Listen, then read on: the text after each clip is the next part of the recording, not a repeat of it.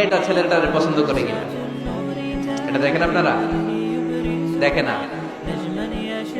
না, এটা করা যাবে না। জোর করে মেয়েকে বিয়ে দেয়া যাবে?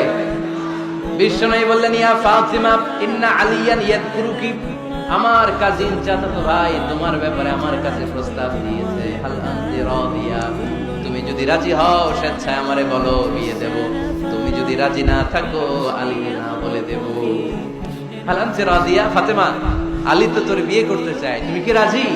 ফাতেমা রাদিয়াল্লাহু তাআলা আনহা ফাসাকাতা, চুপ থাকলেন। তিনবার বিশ্বনবী জিজ্ঞেস করলেন, কি ভদ্র মেয়ে, কি নারী, সাইয়্যিদাতুন নিসাই আহলিল জান্নাহ, সব নারীদের সরদারনি হয়ে জান্নাতে ঢুকবে। বিশ্বনবী তিনবার জিজ্ঞেস করলেন।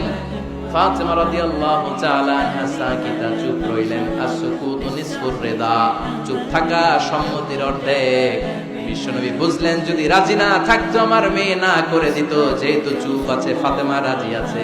ফাতেমার সম্মতি নিয়ে বিশ্বনবী তার কলিজার টুকরাকে সাইয়েদনা আলীর হাতে তুলে দিলেন। তাহলে মেয়েকে জিজ্ঞেস করতে হবে যে মা ছেলেটা তোমার পছন্দ কিনা, নাকি জোর করে কবুল? জোর করে কবুল বলানো যাবে?